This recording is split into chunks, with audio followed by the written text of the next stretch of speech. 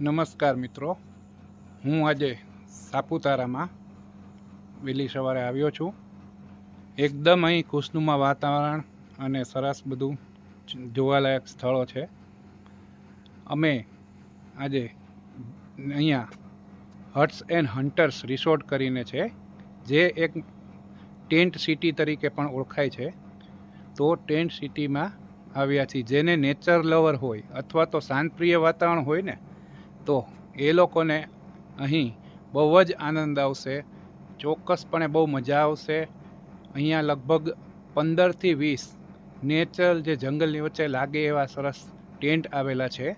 એ ઉપરાંત આ લોકો પાસે એ ટાઈપની કોટેજો પણ છે, જે કોટેજમાં મોટું ફેમિલી હોય. આ છે કોટેજ,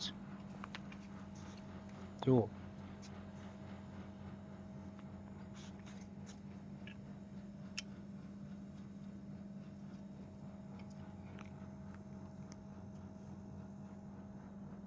આ ટાઈપની કોટેજો પણ છે, જેમાં મોટું ફેમિલી પણ આરામથી રહી શકે છે.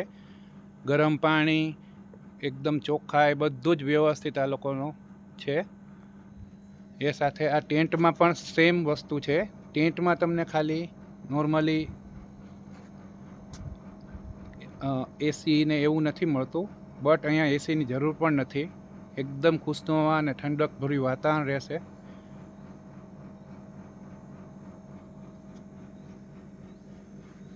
જુઓ,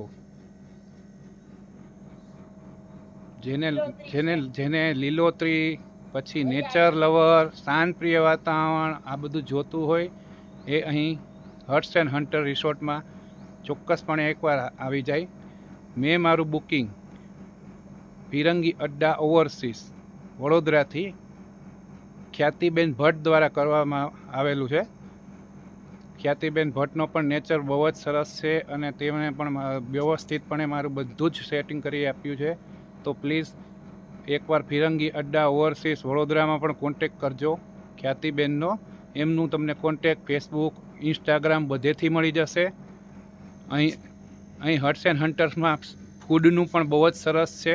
એકદમ લોકોને નેચરલ 2 જાતના સબ્જી, ખીચડી, કઢી અથવા તો દાળ ભાત પ્લસ એક સ્વીટ, અને સ્વીટ પણ સરસ લૂઝ મોહનથાળ, તે બધું આપે છે.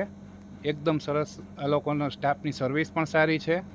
અને ખરેખર બહુ એકવાર આવો તો સાપુતારામાં તો અહીં આવવા જેવી જગ્યા છે.